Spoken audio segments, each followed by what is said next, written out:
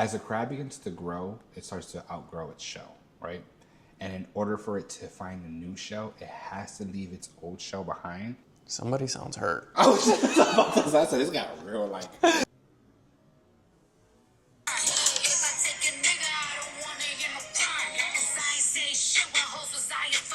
Welcome. We are focused on getting better in life. We're messy in the process, but we are freely doing it. As we like to call ourselves, Find a Way. I'm your host, Yael, and this is my co-host, Miguel. In today's episode, we're just going to be talking about outgrowing our old versions of yourself. Wait, this is episode 4, right? Yeah. Wow. Oh my. Or like, you're a real one if you've been watching from all the way then to now, because like 4 episodes in, like I'd be bored if I was talking about bull crap. So like, are y'all bored? Are you bored? I'm not bored. I'm not. I got a lot to say. I'm just getting started, baby. But with that being said, if you guys have been watching if you guys made it to episode 4 from the previous episodes, we just want to say thank you for your love and support. We truly do appreciate you guys. It is not easy to watch 2 gay people yap all day, but as we like to call ourselves, professional yappers. But I thought you said you weren't gay. You're right. See, I've been hanging with you motherfuckers for too long. I'm starting to claim y'all. I'm not gay, but my boyfriend is. Anyway. It's not easy to watch professional yappers like ourselves, so we do love and appreciate you guys. And of course, show us love and support by sharing our content, subscribing, leaving comments, and letting us know what you guys want to see in future episodes. With that being said, and no further ado, outgrowing the old version of yourself. That's like the whole premise of today's topic. So this is going to be a really great conversation. Yeah. I might even get vulnerable with you guys today. Oh, I forgot to put this on. Hold on. Cut. We got to start all over. Everything from the beginning. The prayer and all. Bye. We got to start everything over. I forgot to do this before I came in. Bienvenidos a Noticio Centro 787. Yo soy Yaelito, este Miguel, y estamos aquí recortando de lo que había pasado con los vecinos y lo de al lado. Según la vecina, llegó Verónica a las 8 de la mañana y encontró un vehículo que ella no reconocía ahí en su lugar parqueado. Entonces parece que el marido pensaba que ella iba para el trabajo, pero como ella salió tarde y no le iba... Anyways, next. What were you even saying? I don't know, I was trying to be a news reporter in Puerto Rico, but... It sounded good though. Did it? Like, you're not actually changing your skin color or your body type. I see it more of like inner self is being matured through experience. And that's what like outgrowing the version of yourself, like the old version of yourself. I can see that. To me, I look at it as metaphorically and physically, just because within the last maybe not even 5 months, I'm not even the same person that I was, compared to my weight loss, compared to the obstacles that I've had to face, the way I look at life, moving between 2 different states. So it's like outgrowing an out version of yourself.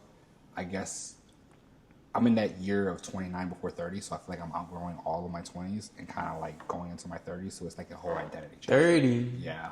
Yes. It's like a whole identity change. It's like a whole identity change, honestly. I feel like I'm literally outgrowing an old version of myself. Like I'm watching my 20s. I don't know how to describe that. But I feel like it's going to be a very good topic today. I'm really excited about it. So like what's changing in your life right now? That's literally everything.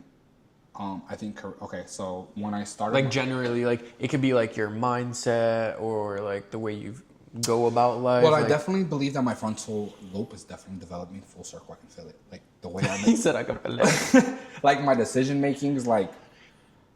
I'd be proud of myself sometimes. But like your intuition is better? Absolutely. Like what made it better? Was it like through experience or through lack? I think at the age of 28 is when the frontal lobe actually fully develops. No, that's the brain. You said your prefrontal cortex? I thought like the decision making. I thought it was frontal lobe. Your frontal lobe? It's like the same thing. Well, I think. It's something that handles judgment, impulse control. Yes. So it's age 25 to 27. I'm a late bloomer. I mean, I just turned 26. And when I turned 25, I felt like nothing really changed, and through experience I was able to mold that prefrontal cortex. I don't know. I guess I don't know how to describe it because you haven't gotten... Because if you would have asked me this question about a year or 2 ago, I probably would be thinking the same thing. Like, I wouldn't know how to really answer it. But now that I'm getting ready to make that transition into... And I've always heard it too. Like, when you turn 30, it's like just a switch. It's like... I feel like 30 is like the best years though. Like, you're not a child, but you're not like a mature adult. Like, yeah, you're mature in attitude, but in age, you're not No, mature. for sure. Sometimes I ask myself, are my best years behind me? You ask yourself that? I do. Like, the best times of your life were in the past? That's what, like, you ask yourself sometimes? Like, you have I do. doubts? I do. Think that, I think, and that's really kind of the outgrowing old versions of myself, is because it's like this new chapter in life. It's so mysterious, unknown, unfamiliar, uncertain, like everything. If you would have asked me in my early 20s, where did I see myself in 10 years? I would be telling you probably retiring from the Cleveland Police Department, full pension, stocks, things like that.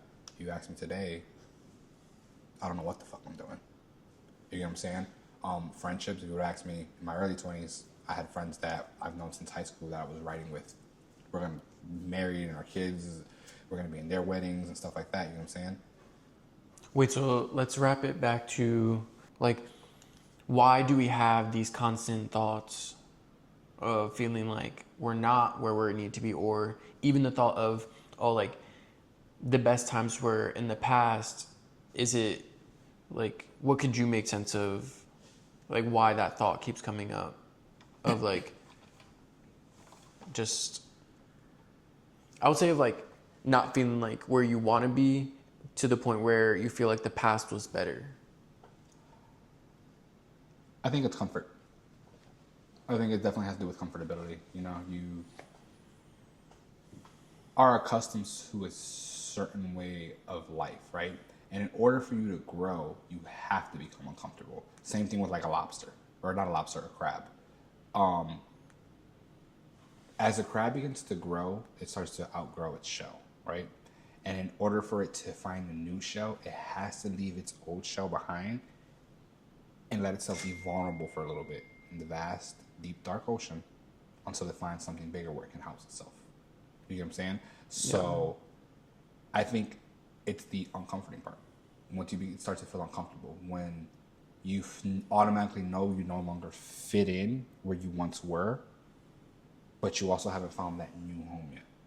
It's like limbo. Yeah, it's kind of like that limbo feeling. It's like it's uncertainty, I guess. It's because you've been accustomed to something for, it's like you've had this home your whole entire life, and now it's like this home no longer fits you.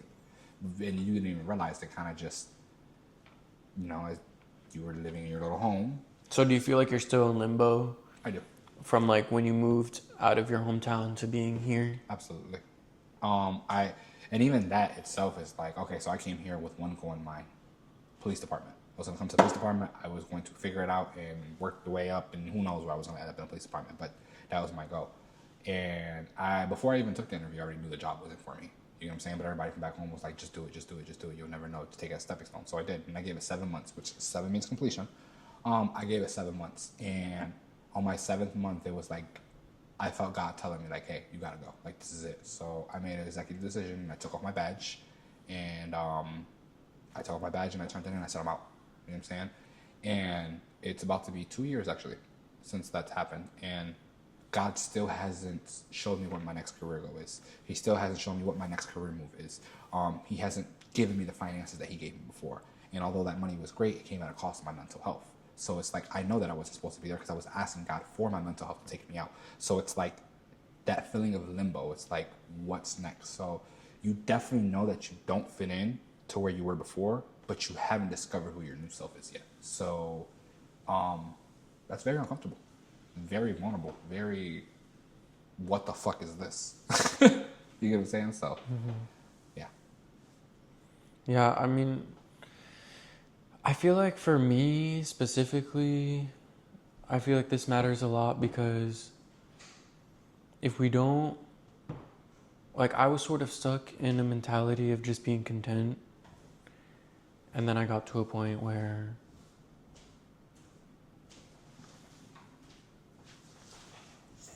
my brother's coming. You want to be our special guest for today? Let's talk about something a little bit more controversial because they're talking about this. You're like mad tiny. We're gonna Something controversial? Let's go. All right, let's talk about why single mothers don't deserve love. Oh. Yeah, now we're somebody